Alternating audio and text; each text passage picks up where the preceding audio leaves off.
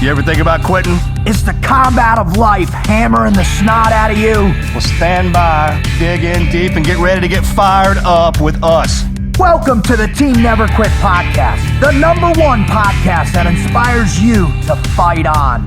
I'm your host, David Rutherford, here with Mr. Never Quit himself, Marcus Luttrell. Our mission is to help you embrace the suck of life, to teach you the values of working your ass off, and to interview the most hard-charging people on planet Earth. We know life is hard. It's time for you to suck it up, Buttercup, and let us teach you to persevere in every environment imaginable by sharing real-world lessons learned by those who never quit.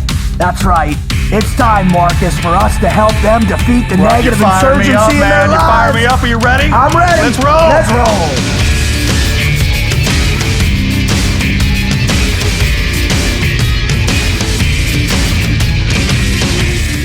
All right, here we go.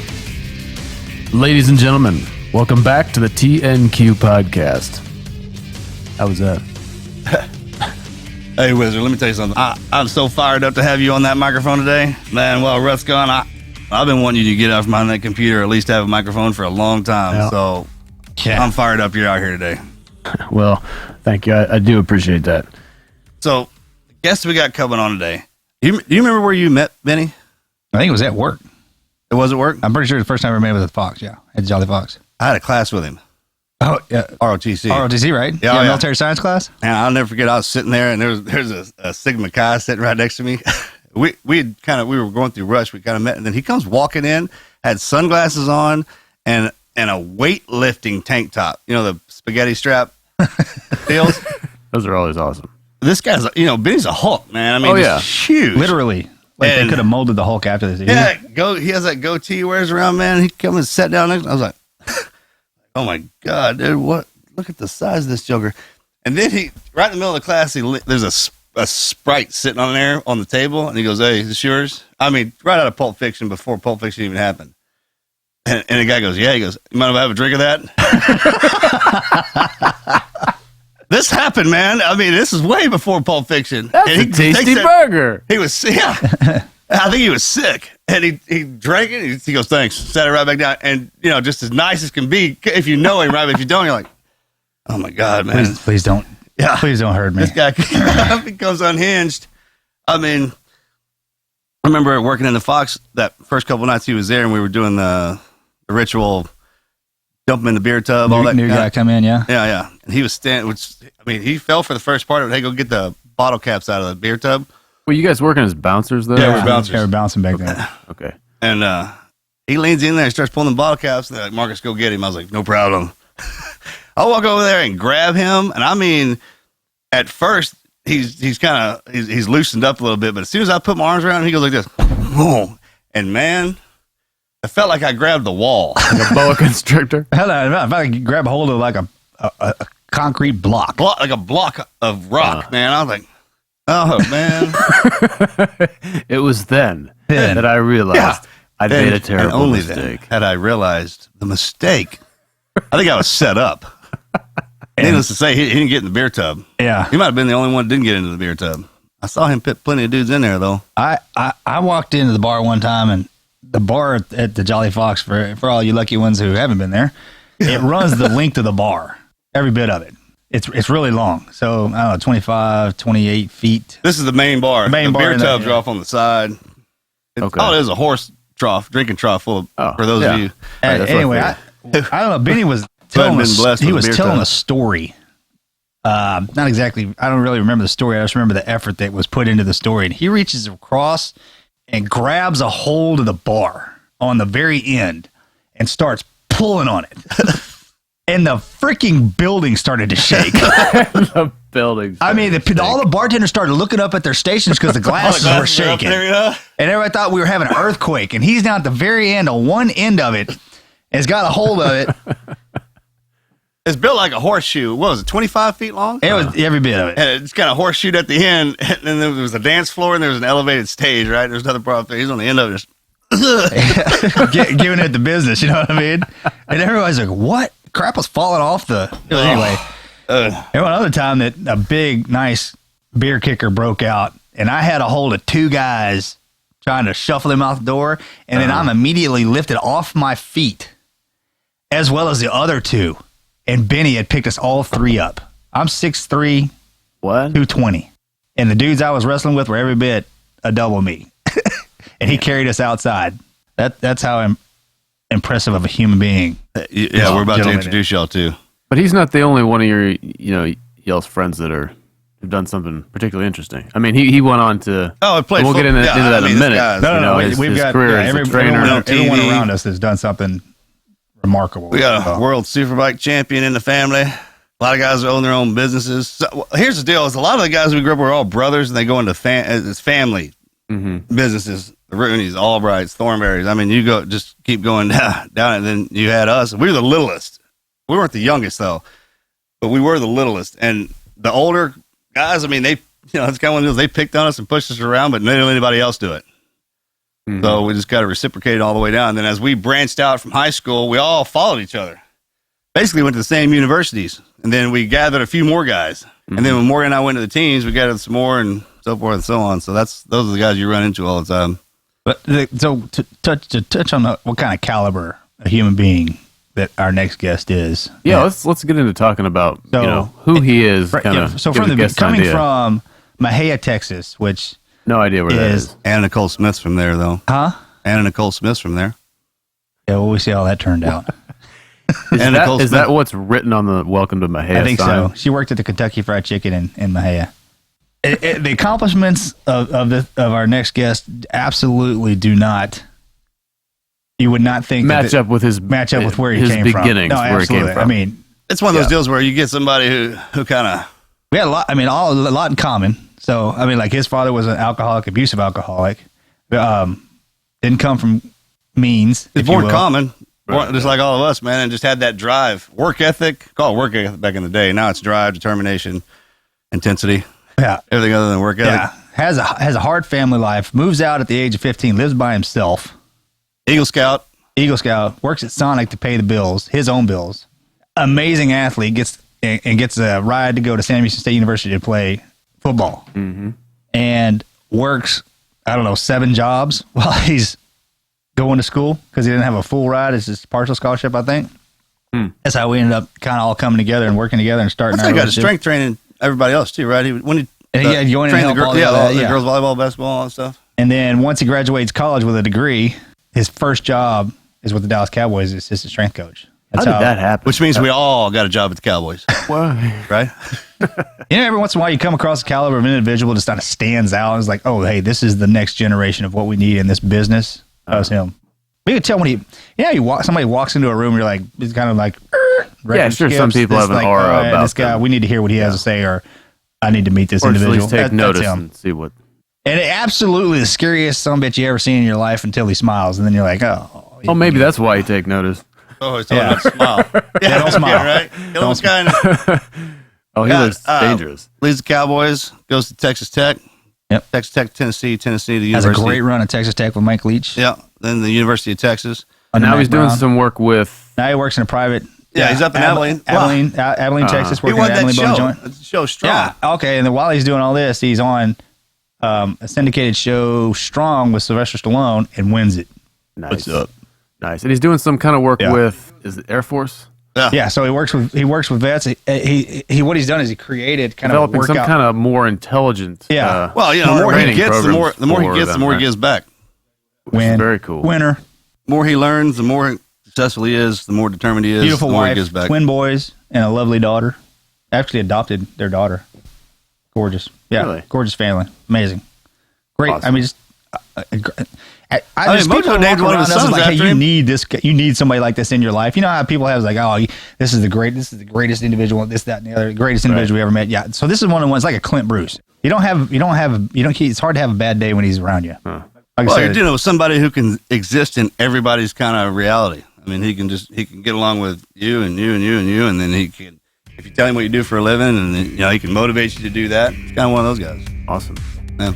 Well, I'm motivated to hear from him. Yeah, right? I know. Let's get him on, man. So let's do it. You ready? Yeah, let's do it. Can't wait.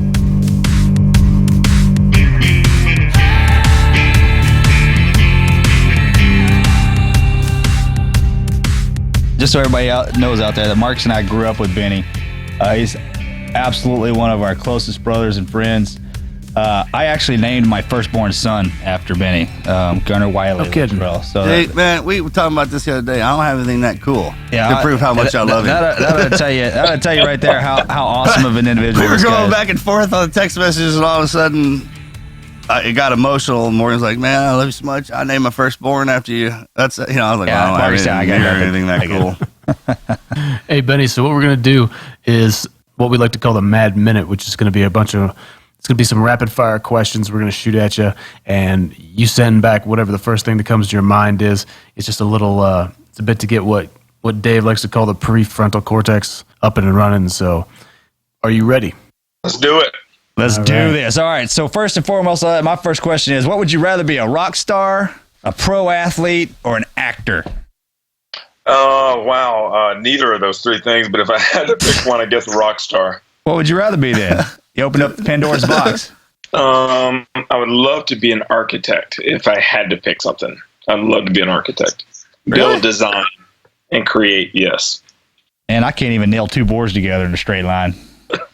God bless you. That's the truth, man. I couldn't either. If I had every tool needed to do that, and typical like us, right? And then last year when I built that chicken house, it was a disaster, but I got it built. Now I got. Oh man, the chicken house is awesome. I love it.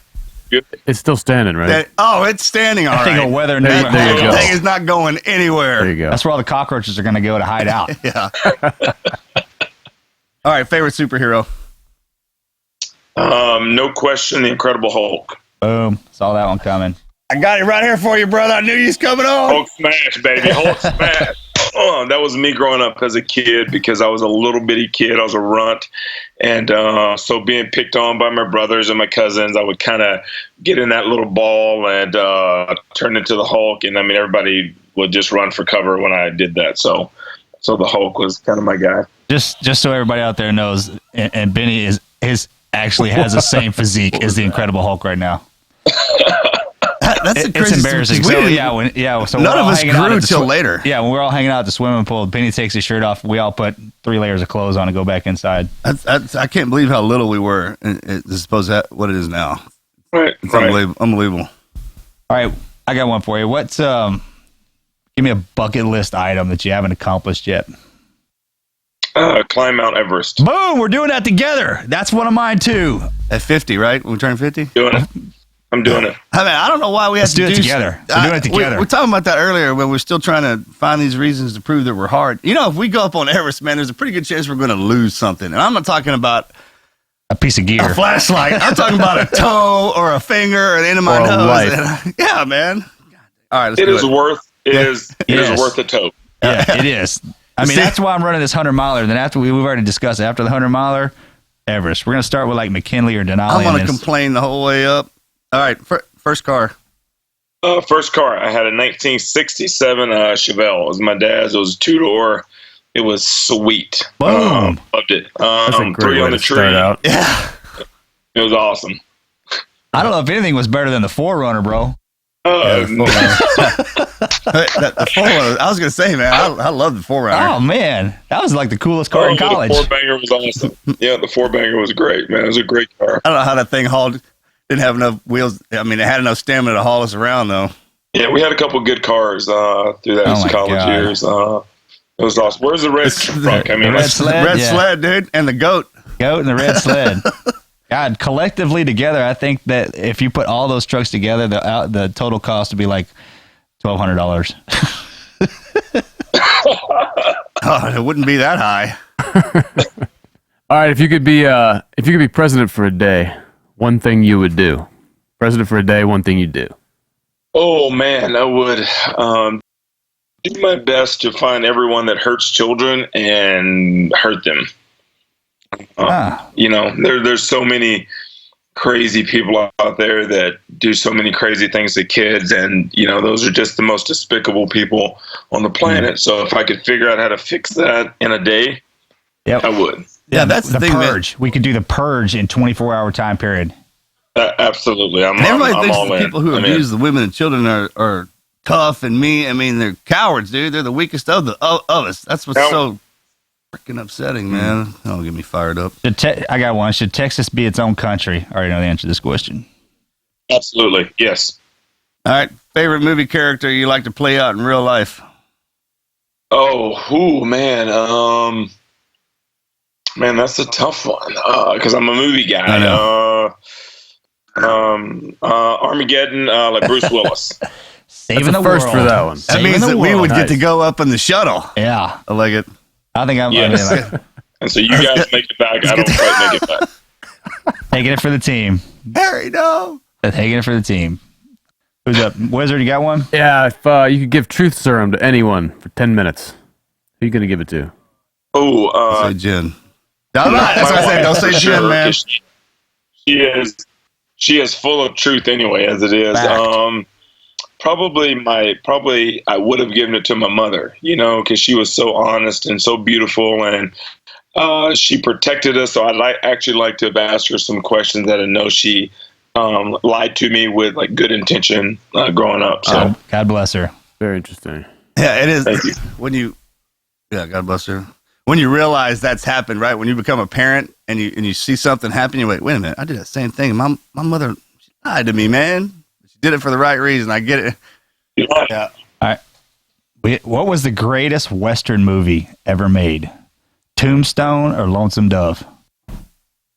Oh wow, man! You'd put me in that one. I would have, if you were said my choice, I would have said Big Jake by John Wayne. But since you didn't ask me what was my choice, I would have to go with Tombstone. It's just iconic for our generation, Right. So It's a loaded question, right? He asks you your favorite, and then he gives you the two you pick from. Yeah, I should. You know how I should have said? I was like Lonesome Dove, great or the greatest movie ever made. Both are all incredible and awesome. So I would say that because I watched both of them yesterday. Popped into my head. All right, brother, that's a mad minute, man. Good job. We're all warmed up and ready to go. And what we like to do is when we kind of the concept behind the podcast, Team Never Quit, man, is we bring amazing people on, such as yourself, and let them tell their story, their greatest never quit moment, and how they kind of struggled through that and what they did to get through it, and lay that out so the people who are out there listening, man, they're a lot of times they're in the same situations that we were in coming up, or it might be a different situation, and the outcome will probably almost be the same, right? And having people such as yourself coming on here and just laying that out and simplify it, man, helps people in ways that we couldn't even imagine. So if you could, man, could you just tell us your greatest never quit story? I would say my greatest never quit story is still going on right now, because just like you guys both, like we grew up, we had a tough upbringing, we had a tough life growing up, but our life still isn't over. I mean, we're still having to fight and push for our families and create and earn and all those things. So I don't think our never quit story will never end, because that's just the men that we are, that we want to be great for our families and leave a great legacy. So starting off, I was a little poor kid, didn't know I was poor, had no idea until I was about 14 that we were poor. Grew up in a little town called Mejia, Texas. It was tough because my dad was an alcoholic. He was just a mean guy for about 12 to 15 days out of the month. And he would have been meaner all 30 days out of the month if he'd had more money to buy more. So that's really not funny, but you got to laugh because Mark's and I grew up in that too, so you have to laugh at it. Well, you have to laugh or you'll cry, I mean, that's just the honesty of it, because about the first of the month till about the 14th or 15th, you just put your head down and you hit, and just seeing that abuse, and as a dad now, as a husband now, I almost feel sorry for him, which is weird, but you do. You almost feel sorry that, because he didn't have a father, he didn't have a good role model. It is a disease, being an alcoholic, it's a disease. His mother, she was an alcoholic. So, you kind of look at the background and you think, God, he didn't really have a chance to be great, but I do think our never quit story is that we all have a chance and we all have a choice that we all make to change or to kind of remain in that situation. So growing up, it was tough, all those kind of things. My brother and my sister, like we grew up in this kind of violent kind of household. It wasn't always that way, but most of the time when I was about 11, like my cousins, we had 4 cousins that moved in with us because their mom got killed. So now there were like 7 children in the house. And so my dad was a janitor. He made $18,000 a year. You're trying to raise like 7 kids. So you see all the abuse, you see the emotional abuse, you see the, like all the physical abuse, just the verbal abuse, like I remember my dad saying this term and it will stick in my head for the rest of my life. And I've already like forgiven him for it. But the term, I wish you were never born. Yeah. And I mean, I can't imagine saying that to my sons right now or like my daughter, that I wish you were never born. You ruined my life. I wish you were never born. So to hear those things, how do you cope with that? I think God builds us all differently, gives us different like coping like mechanisms. So he gave me that mechanism to put those things in a box and put it in the back of my head and never think about it again. And just to move on. And so growing up through all those things, having my brother leave when he was about 16, he just said, I'm out, I can't take it. I'm out. So my brother was gone. So it was just me and my sister for probably the last 3 or 4 years. She got pregnant like in high school. So she had a daughter, she had my niece. So my sister goes to college. I raised my niece for a year. And I don't even know if you guys know all this craziness. So about 16 years old, actually 15, like my uncle moves in with us. So we have an uncle now living with us. Just my mom is so sweet. She couldn't say no to anybody. So this lazy uncle that just didn't do much, didn't have a job, didn't really do anything. He was just there. So I said, you know what? If he's going to live here, I'm not going to live here. And so my mom was too nice. She's too sweet. And she couldn't kick him out. So I said, I'm out. So at age 15, I move out. I'm in high school. I have my own job. I'm in the band. I'm the band captain. I'm the football captain. I'm in Scouts. I'm about to get my Eagle Scout. And I'm paying my own bills. I have my own house. Like I live by my age, like 15 years old, from 15 all the way through high school. Wow. So like I'm working at Sonic. That's how I ate most of the time, is that I ate at Sonic for like lunch and dinner. That's how I ate. That's how I was able to feed myself. And the whole time, not many people knew that I lived like on my own. I was blessed to have a good friend that his parents said, you know what, you can pay us rent. You can live in our back house. We've got a back house. Just don't do anything crazy. And, if you need anything, come let us know. So that's how I lived my sophomore, junior, and senior year. And, you just think about like never quit. I actually, other than having good people around me, like in my community, that's the only way that I could have not quit. Sure. I mean, that explains a lot when we were in college why you never want to go to eat at Sonic. Now you know. But I mean, that's true. And the upbringing that we have is so similar, man. And I would try and think sometimes like maybe he has to be that way to make me the man that I am today. Because if you look at it like we were just getting beat down and punished for something we didn't do, that's kind of hard to get around. But if you look at it like it was a test, like it was, I look at it like that some bitch was just drunk and an asshole. That's why he's like you. It's middle nose. I will never do that to my sons. I will never say that to my son. I'm going to be better than you, just like you, Benny. I will always strive to be better than that asshole. Man, I couldn't imagine doing some of this. I mean, the way we got whipped sometimes. You know what I'm talking about? If I look at Caden and Braden or Axe, like you can talk to them, when you can have a conversation with somebody, which is crazy too, because we learned how to use our fists at a young age and use them a lot. I mean, but I could never put my hand on my child. Man, that's just. I mean, don't get me wrong. He gets a pop on the hiney when he's bad. Oh yeah, man, I'll tune him up if he needs it, but not like. I mean. That don't go beating on me and say I wish you were never born. Right. And so that was kind of the things that you grow up, but you have, and you wonder, or you imagine, how do you get out of those things, or how do you make it out of that situation? I think every person has a choice. I mean, you got a choice to make. I was fortunate to be in great situations. I was a scout. I was in my youth group. You're in these situations, but like a lot of people are in those situations and they still end up screwed up. So like, what was different? I mean, it was a choice that I wanted to be better. And at a young age, you can't like articulate that, and say, I'm striving to be the best human I can be. It was, for me at that age, like, I want to get out of my head and I know there's something better for me. Right. That's it. That's all I knew. I knew there was something better. So that drive, that fortitude, that thing that we all have together, that kind of makes us, and I'm not going to say like makes us great, but I mean, makes us who we are. I mean, puts that drive, that will in us we don't have an option. Quitting is not an option. Like, giving up is not an option. Failure is not an option. I will be the best father. I will be the best husband that I can be, because I saw it like modeled like the wrong way.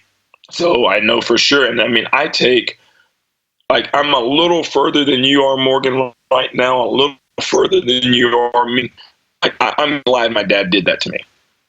I'm glad, because if he wouldn't have done it, like, maybe I would have taken it for granted. So I know for a fact I'll be that way with my kids. And so if that's what I learned from him, because he was terrible and he was a jerkwad most of the time, and I learned that I will not treat my kids like that, and that is meaningful. Every word I say to them holds value. Then, crap, you know what? I'm tough enough to have like handled like the beatings. I'm tough enough to have handled all the verbal abuse. I am. I mean, I'm tough enough. I handled it. Care of my family. Yeah, I give you kudos, because you and Marcus are on the same playing field right now. Y'all forgave the old man, move forward on it. I ain't got that point yet. I don't know what it is. I was upset that I wasn't standing there on his dying days. Well, I mean, you look at, like, we just don't think about it. Push past it and learn from. See, that's the biggest problem, is people like always dwell on the bad stuff that they've been through as if they had to live in that every day. You just had to survive that moment, and once you have, it makes you stronger. Like, that's what I can take. I mean, it's one of those deals we got in. We linked up, and all of our friends, our crew, started running around together, and we all worked together. That's, to me, that was my life, right? And then if you go back, if we had to go back home to the bad situations, that was kind of like the job. I mean, in our, you know what I mean? We ended up building our dream family. Me, you, getting Benny in. Yeah, absolutely. The other crew we were running around with. So like when we would come back from on leave from the military, we'd go to Benny's house. Yeah. We would go home. I mean, your family, you don't, to people, the blood thing, I mean, you're either born with the blood in, or you could spill it or shed it with them. And I mean, it all boils down to family. It looks like they're going to be there when everything gets bad. That's your family, right? That's who sticks beside you. That's what we created. Yeah, you're right. All right, go ahead, Benny. Finish it up. And I mean, that's funny that you guys like say that. Is that now that you say it, it makes sense. We all built our family because our family wasn't what it should have been growing up. So instead of like feeling sorry for ourselves, we went and made our families. I mean, I'm going to make my brothers. For ourselves, yeah. And that's what we did. I remember you touched on, you didn't know that you were poor. And look, if you're happy, the monetary thing, man, I don't remember us not ever having a good time. As broke as we were, we had the best time ever in college together. It's kind of one of the deals. And broke. And once we found each other, I mean, we created our family. No one can stop us, right? We all had kind of the same drive, determination. What we enjoy is the same. That's why we're so tight. The thing I love about our crew is if we walk in somewhere, people won't have any idea that guy is a part of us. You remember those days when people would walk in and start something with one of the guys in our crew, and then all of a sudden we'd all turn around and be like, "What are you doing, man?" And they realize what they had just stepped in. Because I mean, that the love we have for each other, and we went in our respective directions, we still motivate each other. Like I mean, how many graduations, everything you accomplished, we'd come in and be there just so you'd see our face and then leave and go back to what we need to do. Now we're all back together again with our families, and our kids grow up together and as family. That's how it should be. And I mean, even I think even like the responsibility that we carried for each other. You know, like I knew that you guys are in my family, so there's a standard that I've got to hold, you know, because that's the standard that you guys hold. And so there's a lot of that where you guys weren't even there, that you were pushing and like motivating me and all the teams that I was with, you know, from the Cowboys to Texas Tech to Tennessee to the University of Texas. All those teams got pushed and like motivated because of like you two and like your standard, because that's the standard that was set. So I wasn't going to let anything less than that come through, like in my coaching and all those different things. So even that aspect, man, just the standard that was set for our crew, man. I mean, it's a pretty high standard to be in that group. It is, right? That's funny. That's funny you say that, because Benny. So for everybody out there, Benny graduated before we did and went straight to the Cowboys, which we'll let him get into that here in a second. So Mark's and like, well, obviously we gotta make it into the SEAL teams, because God dang, talk about pressure. Benny's there setting the bar up all high and miss. So we gotta. Oh yeah, absolutely. Yeah, it's kind of funny. I didn't even really think about it like that, but you're right. We constantly drive ourselves. Somebody's always pushing that bar a little higher, a little higher, a little higher. Yeah, but everybody who runs with it runs up to it. Because, you know, it's not like one of our guys just takes off in a sprint to go do something by himself and achieve that glory, man. He's got his hands out that we're holding on to, and then once we all get up there, rising tides raise all boats, right? That's kind of I don't know where that came from. That's absolutely true. Is that right? You know what I'm talking about? It's the motivation, because when you're implementing all those stuff, because we'd call each other and say, hey, Benny, you ain't gonna believe the torture I just went through. He's like, that's a good idea, I'm gonna do that to my guys. And then yeah, that's what we did today in training. Oh, it's a great idea. He called up, he's like, hey, give me a good. I was like, oh, I gotta go, man, they just pounded us on this one, bro. And then vice versa, because the life that I lead now as a speaker started because of you, because when you brought me in there to talk to the boys, it all started right there. Somebody sitting in that room. People make these amazing friends through life, and then they find an opportunity, and then they leave, and they leave that pack. Well, man, if they were motivating you enough to give you that opportunity, you should probably keep them around, because they're a positive influence. And that's what we've always done. We're like, hey, I'm going to go do this. And everyone's like, all right, man, we'll back you up. Or they know us better than we know each other, right? I like to say all of our friends have a strength that cover down on one of our weaknesses that we have. That's why we don't feel vulnerable. And when we lose somebody, it's a big deal. It hurts. But I mean, we could just move throughout life. Just I do with a kind of not a carefree attitude, but a confidence that I have all you guys. It's powerful. Well, hey Benny, can we? I'm interested. Can we move into talking about your history with training and your career and all that stuff, and how that got? Because I understand you're extremely successful with that. Yeah. So we're in college. Benny's a star football player. Works 3 jobs, maybe even 4. Right. So like I graduated May 17th. Of 1999, I head to Dallas May 18th, and I trained Emmitt Smith on the morning of May the 19th, and that's about how it started. So just very, very blessed. And again, I think people are given opportunities to be great. It's your choice of like what you make of it, but you're given these opportunities, and so I was just very blessed to land that job as like the assistant strength coach, like for the Dallas Cowboys, and that was with Troy Aikman, Emmitt Smith, Darren Woodson. I mean, probably the strongest guy like in the NFL, like Larry Allen. When he bench pressed 700 pounds, that's me on the bar spot. All those cool things, and guys like Deion Sanders. I mean, some of the best athletes, and guys, not just athletes, but guys. And the joy of my life is I've been around. And I've seen alphas and men and women, not just men, but men and women that are at the top of their game. And you learn that there's several traits that are similar with all the great ones. Like Emmitt was in the weight room every morning, 5:30, not 5:29, not 5:31, 5:30, same outfit, ready to rock and roll every day. No exceptions. And so those guys are creatures of habit. That's why he was so successful.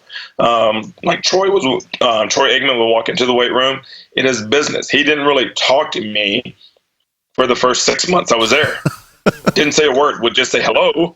But he was saying if I was real. And so I told Joe, like my boss, I said, Joe, hey man, why are you letting me train Troy Aikman? He doesn't like me. He doesn't talk to me. He goes, no, you're fine. You're fine. Keep going. Well, month 5.5, 6, somewhere in there. Troy walks in. I'm like, "Hey, Troy, good morning." Hey, Bennie, and he says, "So, how was growing up in Mexia?" I was like, "It was awesome." Do you know where that's at? He knew every detail. Yeah. He knew everything. He knew about Sam Houston. He knew that I ran track. He was just saying if I was going to be a fan or if I was going to work hard and train him every day. And so, stories like that with my days in Dallas that were awesome. And just, again, fortunate to, just like we talked about earlier, like we all know our strengths and we all know like our weaknesses like of each other in the group. Well, like my boss, like Joe Jurassic he's my mentor. That's my guy. And so there were several jobs over the years that would come up. "Hey man, what about this job?" "Nope, that's not the one for you." And so you think, man, he just didn't want me to leave. Well, he was holding because he knew the one that I should have gotten. So when Texas Tech came open, he made the call because he was there before. He goes, "Yep, that's the one, go get it."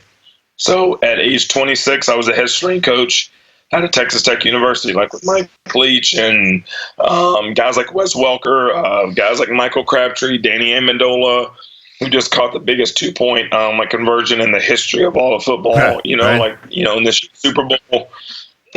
But again, 7 great years there, training great athletes, good young men. That was probably the best time of like y'all's career, which you didn't know that. But during my time at Tech, it really correlated with like your careers. Right. And so those guys got the best because I was getting the best from you guys. And I knew the standard, again, like we talked about, was high. So they got, the absolute, there was no, if you touched your knees and bent over, I was pissed because I knew what you guys were going through every single day. And then when you guys would come in and you were there and you would talk and those things to the team, they remembered those every word, so that was a great time to be at Tech and a good time for you guys as well. I loved you being at Tech. It was awesome. You had mentioned some characteristics that you've noticed from like champions and whatnot, and you mentioned the first one. Is there more in that list? Commonalities? You were talking about Emmitt Smith and how. Oh, for alphas? Yeah, showing up in the gym. Yeah, I would say the next characteristic is confidence, and it's a fine line between being cocky and careless, and being confident. And a confident person, like when you see him, when you talk to him, when you look him in the eyes. From the first handshake and the look in the eyes, you can read that and you can feel that. And all the great ones are the same. It's an air. It's just something about them that says, you know what, like I'm confident, like I know what I'm doing. So like guys like Michael Crabtree, for example, we're about to play one of our biggest games, and he said, "Coach, is it weird that I'm not nervous?" I'm like, "No, it's not weird at all. You should be, you should have it like in like a healthy respect, like an anticipation, but fear is not for the ones that are highly trained and highly prepared and know that they are good at their craft. Fear doesn't even enter into their mind." I said, "No, you should go out there. You should have 100 yards receiving. You should have 3 touchdowns, and like that should be your day."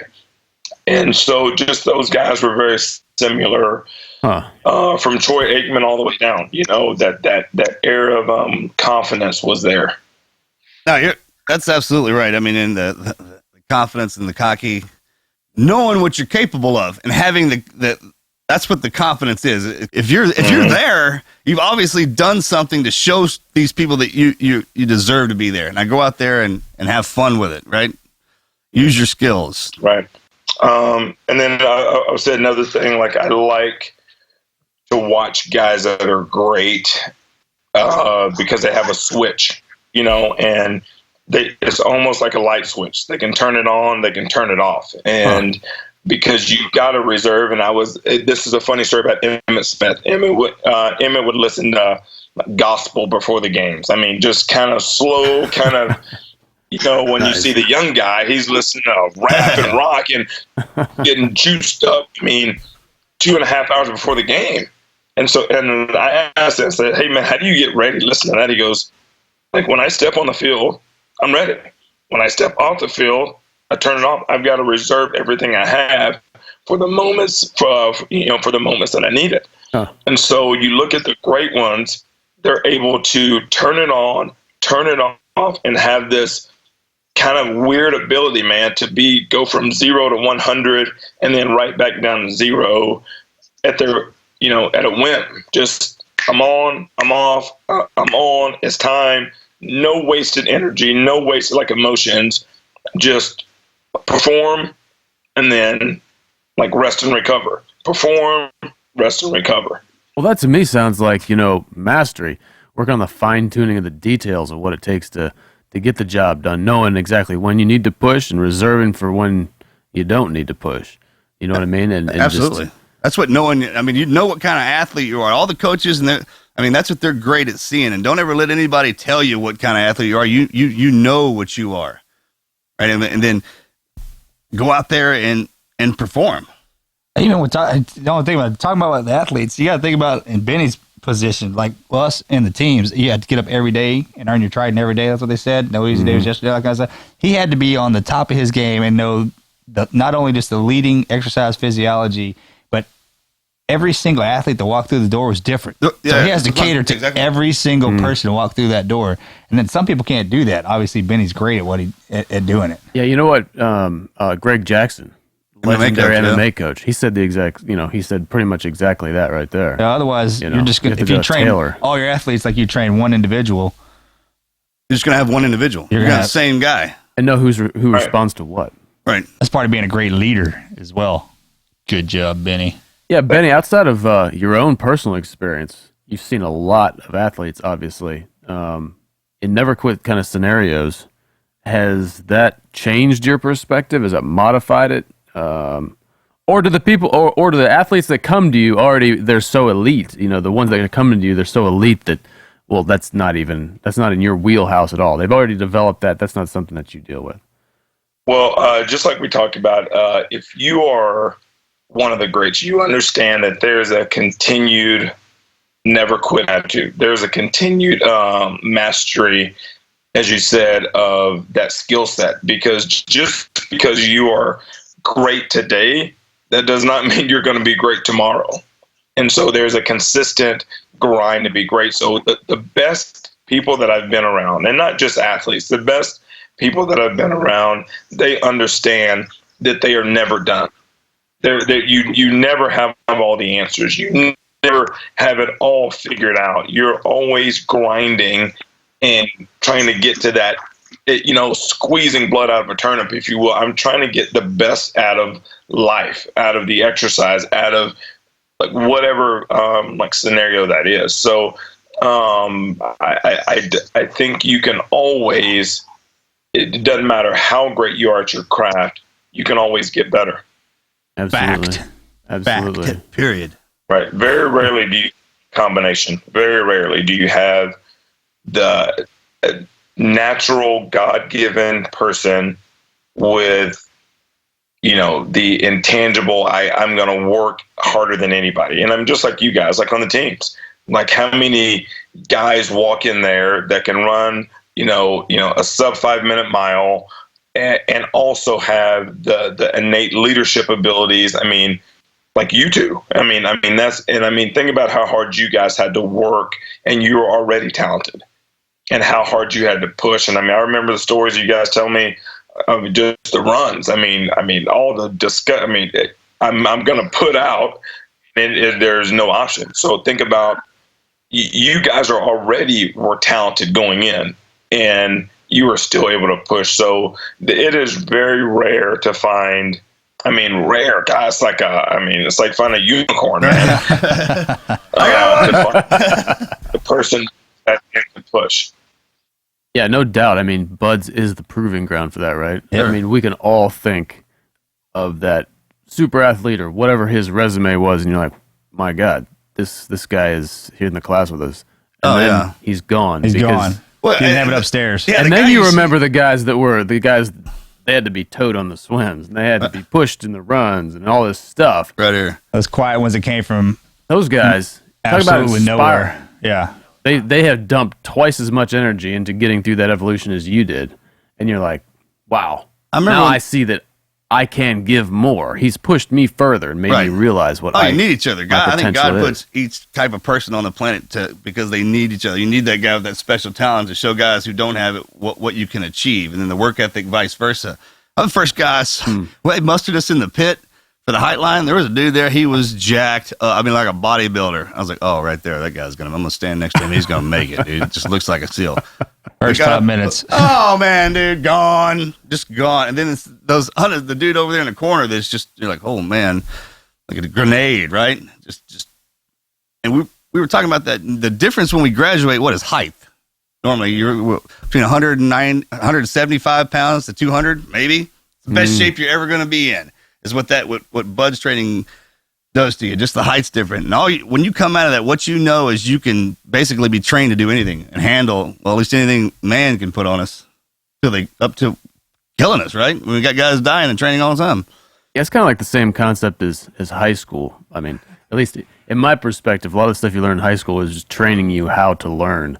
And then I suppose if you move on to like education beyond that, you're actually then being trained in something useful. And I think Bud's was sort of the same way that you're talking about, where it's showing you what you can do. I mean, you don't really learn hard skills in Bud's. You pick that stuff up later. I mean, that pipeline continues for another ever year and a half, 2 years, before your operation. Well, once you're, all of us can dream in our head of how powerful we can be, how fast we can run, how, what we can accomplish, right? And then when you're going through training or when you're doing what Benny does, once your body catches up and you can actually do something that was in your mind you couldn't do previously, that balance, man, that's a force that can't be reckoned with, man. You're like, wow, I can do that. Well, let me see if I can do this. I was going to touch on something you guys told me that I thought was awesome. And we probably took it from somebody. Buds. I thought that was it's probably stolen. We probably stole it from somebody. Plagiarism. Which I love, because that's the sign of a good leader, man. Find good things and share it. You guys told me Buds was not the hardest thing that you went through. No. That it only began after you got out of Buds. Yeah, we stole that line. They told us. And so, yeah, true statement. That's what was cool. What we were just talking about is that mental preparation where it's cool when you get to what you're talking about, Marcus, where you get to that confident level. I've trained hard enough. Now let me see what I can do. That's what you guys did out of Buds. That's what my guys did out of off season. So now you get into the season, man, it is limitless. I mean, you feel limitless because there is nothing that the opponent is going to do to me that my coach hasn't put me through, and I survived and I made it on the other side. There's nothing that the bad guy's going to throw at you guys that your instructors didn't put you through times 10. And so that I thought that was a cool, when you guys were talking about that earlier, it just made me think about when you guys told me, because I thought, yes, you guys made it. I was at the graduation, Buds is over. Oh man, you guys are SEALs. It's awesome. And you're like, let the games begin. It's not even, because it's not even real yet. That wasn't even real. Yeah, you're not even really a team guy at that. You're not a team guy at that point. All going through Buds does, so you're in that with your class, it just proves to all the other SEALs that you can take just the basic pain, and you can understand just the basic knowledge, and then you're trainable because you still have to prove your place among us once you get in there, man. But that's the drive. You get in around all those guys. We've all been through the same thing, officer and enlisted. And when you go through, just to kind of back up a little bit, the reason the bond's so tight with football players, when you go through that chaos and that pain that most normal people don't go through, and with those guys, and they're still there beside you, and they help alleviate the pain in some way, whether it's a laugh, a joke, or they're just sitting there taking it, kind of with that dumb look on your face, like we all have, like no one can be in as much pain as I am right now, and then you just kind of roll your head over, and this dude's making his face like, oh yeah, that dude's suffering, man. So it creates, that's where the bond comes from, and you're right. That's what I think I miss the idea of being a Navy SEAL more than I would actually miss it, but I do miss the guys, right? You train so hard just so you can hang out with them.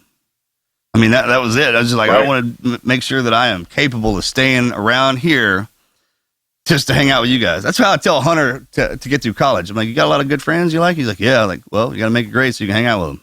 Right. So let's put this out. I want the viewers to hear this, Benny. So sometimes I don't think they understand. So you went from the Cowboys and you got into the collegiate ranks. Your job is directly correlated on the effort of the team. So no matter how well you train them, your job is always at risk of being taken away if the head coach goes away. So you're almost having to start over because it's never a sure thing in college sports. If anybody follows college football, they know, I mean, somebody's going to come up, somebody's going to come down. I mean, the next Sabans are rare. It's got to be nerve-wracking knowing that, hey, look, I have a wife and 3 kids. You can't walk into the players' locker room and go, hey, look, you guys lose again. Yo. I'm homeless. Appreciate you.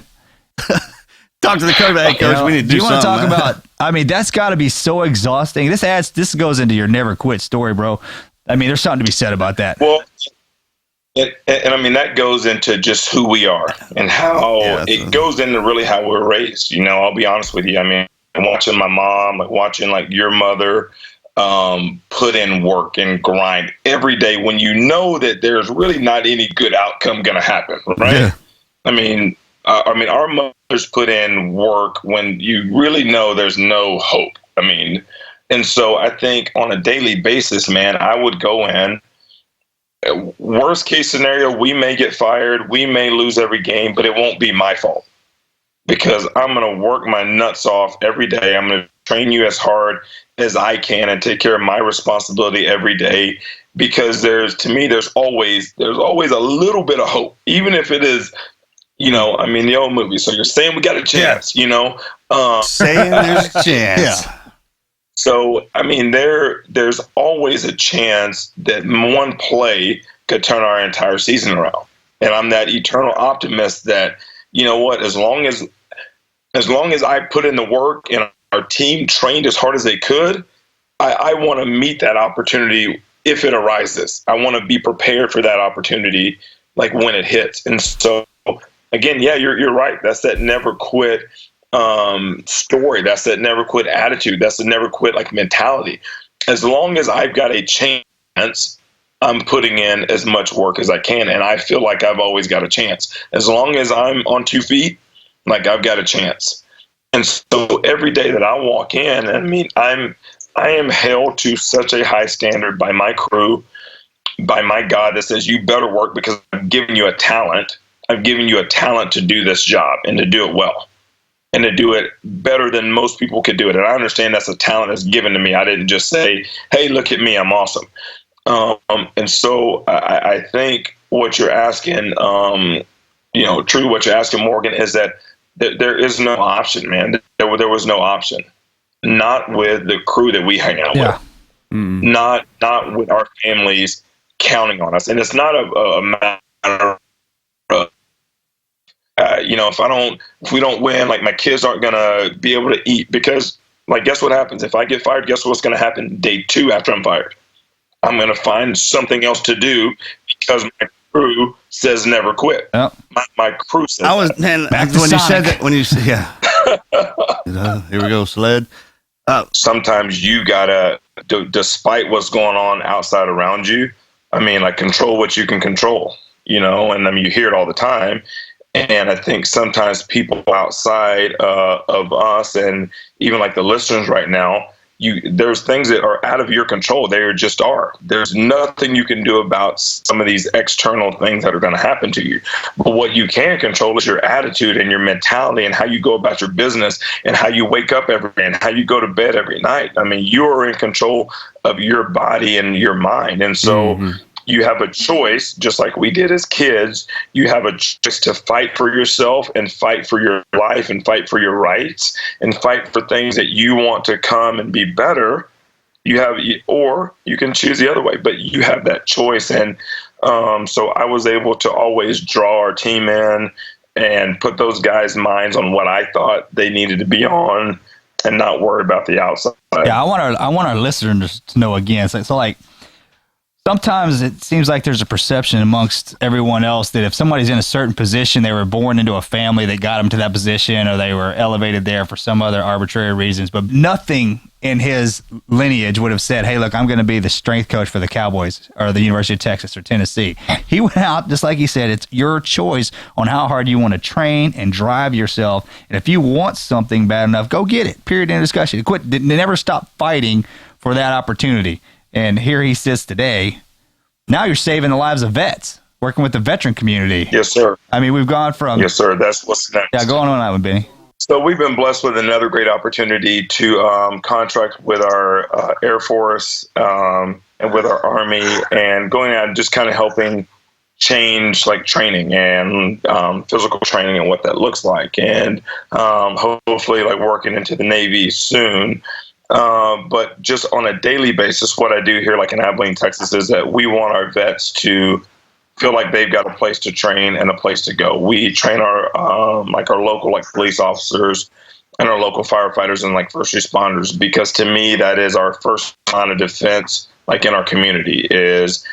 And I don't care what you think about the police and all those different kind of things. Like I'm in a Citizens like Police Academy right now, and I love our police. And I thought I knew. I have no idea. So if you've never done that, for any of you listeners out there, if you've never gone through, and every city has it, they've done it since about 1980, like the Citizens like Police Academy. You go through, it's about 8 weeks long.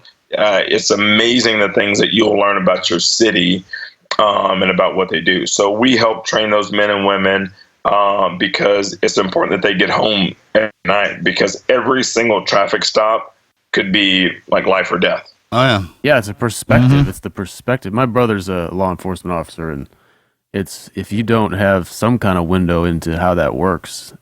We talked about this.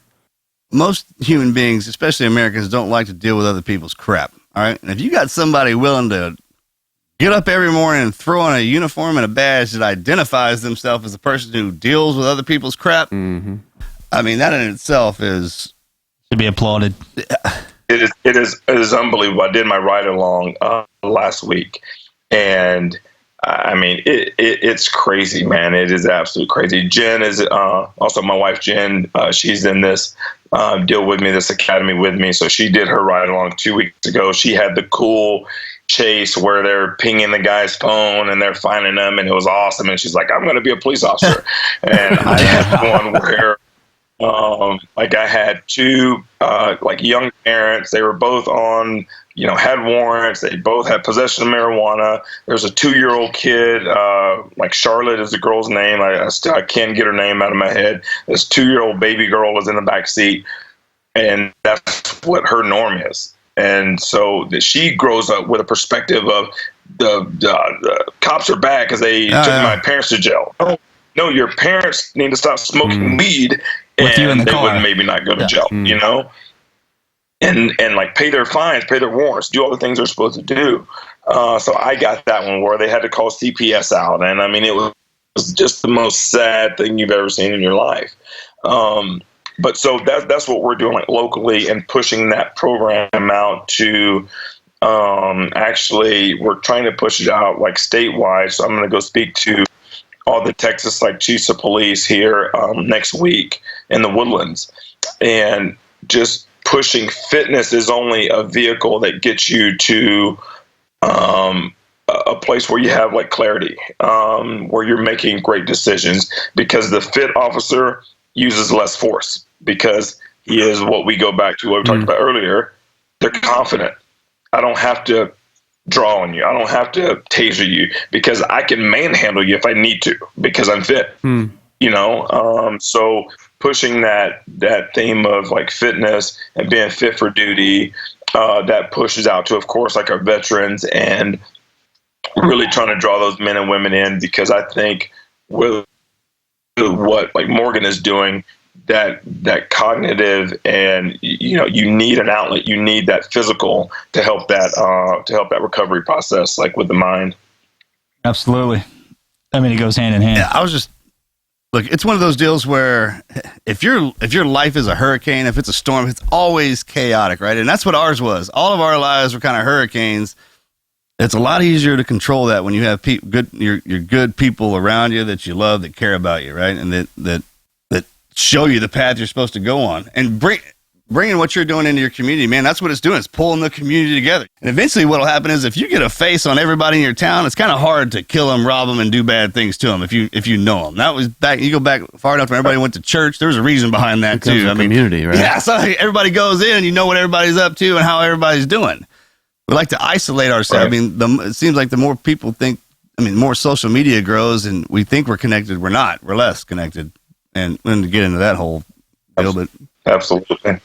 And then I kind of like what you said there, Marcus, is that to me, the whole theme for me, like my never quit story, it all has to do with the people that I was able to have around me and the people that, when you did want to quit, it was just not an option. And that goes all the way back to us meeting in college and, having you guys, I'm telling you, man, that you have no idea, even to this day, the impact you two had on my life and the standard of what we had. I'm telling you, I literally had no choice but to do my best because of you two.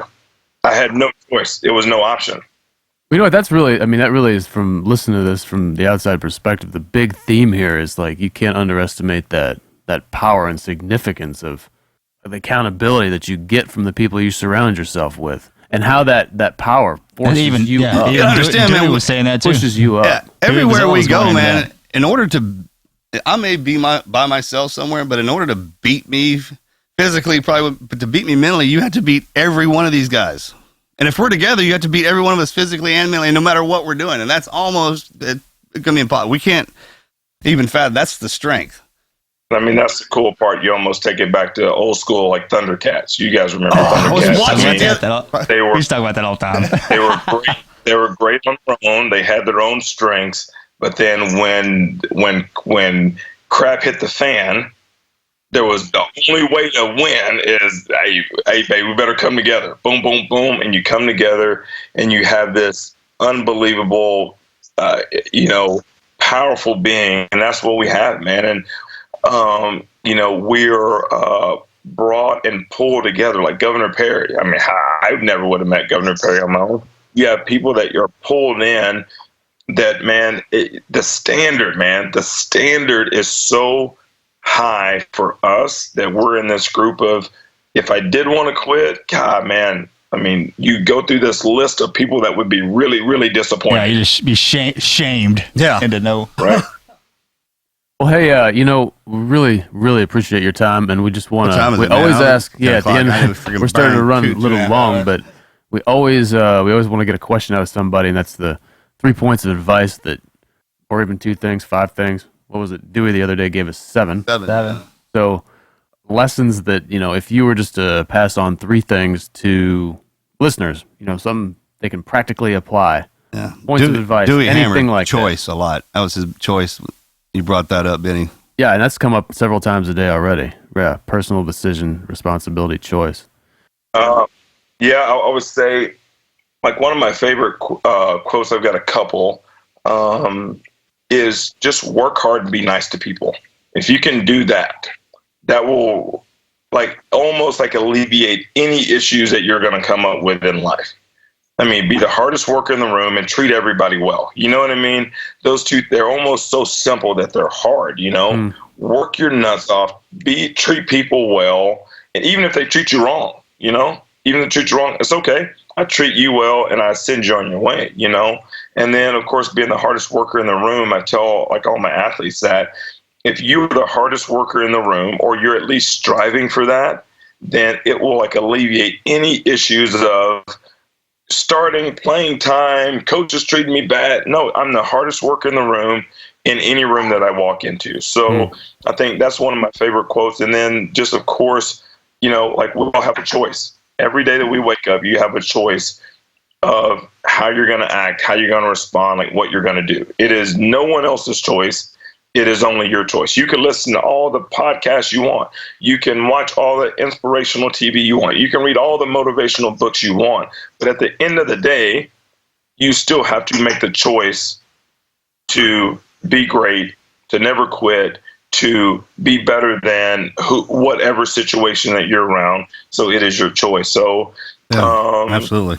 That would be it. And other than my favorite quote, like, I treat my body hard and I make it obey me. For once declaring myself not participant, I wish not be disqualified by reasons of my own negligence. So I actually have that tattooed on my arm because of Benny. Right there. Again, wow. I don't have anything that cool. That's how much I love that guy. Nice. So that's it. I mean, that's me, man. If I could put it in a little time capsule, I'd put those 3 things in there. And I think if you read those like in 10 years and 50 years, you know, if you read those in 100 years, they would all still apply. Yeah, stand that test of time. Right. Funny when you said be nice, it reminded me, just jerked me back to Roadhouse. So we all worked together at this old honky tonk in a college town. And we had this old bro. We took, never mind. Yeah.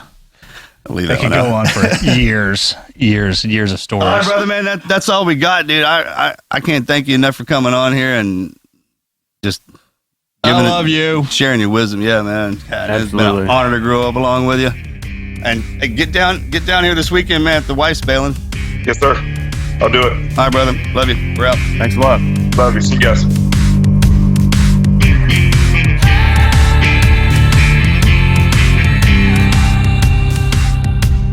I wish he lived with us. Anytime I have a bad day, I'll actually call him. We go through these stages in our lives together. Every time I stand next to him, I always feel like he takes more from each one of our sections than I do. I just want to thank Benny again for coming on the show. It's no secret that Marcus and I consider him a brother. Like I said, I named my firstborn son after him. So yeah, like I said, I don't have anything that cool. But the biggest takeaways in what Benny said, and it's absolutely true to faith, true to word, is, you know, first and foremost, you always have choices, and he lived his life by that. No matter what adversity came his way, from his childhood to his early years up until now, he's like, you always have a choice. You wake up and make your own choices and steer your life in the proper direction. It's up to you. Can't blame anybody else for it. Yeah, I mean, that's a common thread. We were talking to Dewey just a couple of days ago. Yeah. That was, I mean, you want to talk about an example of being put in prison unjustly. And he goes through that for about six months or so. And then he says, enough, I can change this. And that's really hard in the moment. You know, we've all been Can you imagine? Where you realize, you know what, I have a shitty attitude about this. I am making this harder than it ought to be. You know, but then to actually take it upon yourself to make that change. Yeah, that's hard to do. It's all on you, right? I'll boil it down. I mean, you can put most. It's not easy. Everyone likes to put the last one off on. You know, I was driven this direction. Well, then you could have driven yourself in the other direction. It really is all up to you, man. And once you figure that out and you tell yourself that you're going to do this, nothing can stop you. I mean, we didn't get to touch on him after that. And when he won that show strong, I was working we touched on the veterans a little bit, but I mean, he's just nonstop. Totally forgot to leave that out. Yeah, let's hear about that. Yeah, Sylvester Stallone's show they had on NBC, I think. What's I may be getting called? that wrong. Called Strong. It's where they found a select group of trainers, and then they found a select group of women who put in their resume, and it was almost a combination of American Ninja Warrior and The Biggest Loser. And the transformation, the greatest part about this is every week they had a contest, and the losing team would have to be voted. They would get removed from the show, but they didn't get rid of them. They were behind the scenes. So the women stayed and worked out with her. And the transformations that they went through are jaw dropping. Really? I mean, like what? Okay. I mean, just most of them were overweight, out of shape, down on themselves, depressed, if you will. And they ran the gamut from a waitress to a housewife to all walks of life from all around the country. And it paired with there was a competition between the trainers on the first show, and then every woman got to choose their trainer. Benny got first place, so the first lady was like, "Oh, I want him." And if a trainer, I call them couple, if they were removed from the show, they would show the before and then the end result. And every single one of them, I mean, every one of them was just 180 out, night and day difference. And then, of course, Benny and his young lady, Julie, I think was her name. I hope I didn't get that wrong. She looked exactly like his wife. It was hilarious. I got to meet her. They had a strong presentation in Dallas. And I walked in and hugged Jennifer, Benny's wife. And I was like, does anybody ever told you that she looks exactly like you? She's like, I hear it every day. A great woman. She's from Minnesota. Yeah, hilarious. But so yeah, he carried the load all the way, and the competitions were. It wasn't something that you'd naturally be good at. It was like an American Ninja Warrior. It's like doing spider walls and all this kind of stuff. But you had to carry. You your have partner. no chance for you had to take your partner skills with to you, helping you out with this. Yeah, through the whole thing. So like Benny's obviously an Adonis, extremely strong, but it was his partner had to help him with everything. So you're only as strong as your weakest link, you know. Sure. Uh-huh. And it was an amazing show. And anyway, he got first place on that. Isn't it kind of amazing how that kind of thing shows you that what anyone's able to accomplish? Well, that's what I was thinking. You just have to get. I mean, in that situation, obviously you've got someone to assist you, but you commit yourself to making that change. And you said everybody on the show, to one degree or another, made a drastic transformation. Everyone, everyone absolutely did. Yeah, it just goes to show you that it's possible. Oh yeah, once you commit yourself, and then obviously with the show, it's a really good example of you. You don't have to be stuck in whatever it is you're in. If you want to get out of it, you don't get out of that rut you're in. You can, and it also shows that when we work together, we help each other out. I mean, people are proficient at something, and somebody's not. You get together, and you're all good at it. So those young ladies got a motivator with those coaches, and it helped them do that. So like, we surround ourselves. Luckily, in the teams, everybody's motivated. Mm-hmm. So if you're out there and you're, I would say, hey, find yourself that's motivated. Find somebody that's motivated to help you get out of that rut. That was another thing we talked about in the show is the power of the people that you surround yourself with, and how they can push you up. Absolutely, raise that bar, that accountability. Yeah, absolutely. To watch that transition of the young lady that he was training, there was an absolute turning point in the middle of that show where she went from I can't to oh yeah, I absolutely can. You remember what it was? I actually asked Benny that, and I asked her and Benny that at the same time at that presentation, and she was like, "It's almost like I looked in the mirror one day after we had accomplished an arduous event, and I looked in the mirror one day and I was like, you know what? I saw somebody else. I saw what I can be, and then it was just smooth sailing from then on out." And a lot of people think that transformation takes forever. It doesn't. I mean, if you set up your workout program just where you get up and walk to the mailbox, you just do that. That's just say every day I'm going to do that, or today I'm going to do it, and then tomorrow I get up and do it again. Well, it is one of those overnight deals. You wake up, you look in the mirror, and as soon as you see something that's different, that's when it's locked in, right? And heaven help you if somebody notices it too. Like, hey, have you? I don't mean, I'm just trying to say, it looks like and once that's on top of it, man, you never go back. And then once you reach that certain point in your mind and your body, man, it's just kind of like, I can never go back to the way I was because I enjoy this one too much. Yeah. Yeah. That immediate change, just because it's a change of perspective. Mm-hmm. Right. You said something the other day that was funny that really hit home with me. And everybody, you've always had that comment where some dude, from the team or something like that says something like, "Man, you losing weight?" It's terrible. What? Horrible.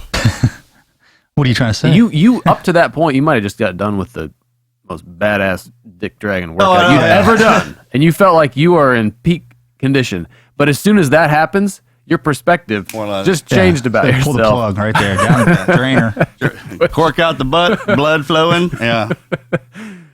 But that's a good point though. So when they work out and they read the magazines, like I'm gonna start working out, I'm gonna start this diet, and then what's in their head is the end result. Like that's just going to look like that's what you're motivated. That's well and good, absolutely. But there is that in between, that one point where you notice something that it's working. It's encouragement. Yeah, it absolutely is, man. I mean, whether it's just your arms are tighter or you feel it, whatever it is, man, it doesn't take that entire time. It only takes a couple weeks. All you need is that little encouragement. You see that, and then it's on, and the rest goes. It seems like it goes a lot faster. All right, well. Love you, Benny. So, I mean, as far as that goes, as far as Benny goes, man, he's just kind of one of those embodiments of everything you strive to be. And, great part about him, he's human, he makes mistakes. Pony's up to him. We fail in the open, and that doesn't discourage him. It shouldn't discourage anybody to make mistakes or to fail, man. That's what lets you know that you're trying hard. So, Benny, thank you for all those life lessons, man, and everything you've given us over the years. If I'm going to close this out. I'm going to close out by saying thank you to the good Lord for everybody coming back here and listening to this show, and all my friends and family, and to you, Benny, for all your guidance over the years, brother. We love you. Let me say something next, and then Morgan close it out. But I just want to say, Morgan, it's been good to be on the show with you. Thanks for helping us out while Dave's on vacation. Yeah, my pleasure. Thanks, Wizard. It's been a pleasure. And it has been my pleasure to be on the show. It's been a lot of fun, actually, talking to our guests, especially Benny. I love him to death. That's what I'm thankful for, to have him in my life. He's a true champion, and it gives me drive and purpose to see, try to keep up. And it's always good. It's healthy to have competition in your life. So like I said, we surround ourselves with champions, and Benny is definitely one of those guys. I'm thankful for my 2 young sons and my niece and nephew and my brother. God bless. That's all I got. Thank y'all for coming out and listening to us one more time at PNQ Podcast. And we'll see y'all next week. We're out. We're out.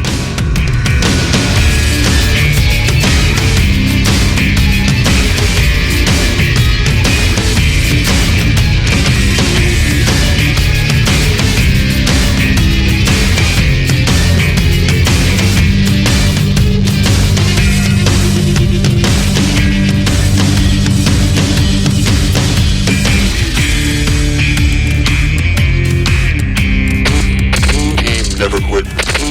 Never quit. Never quit radio.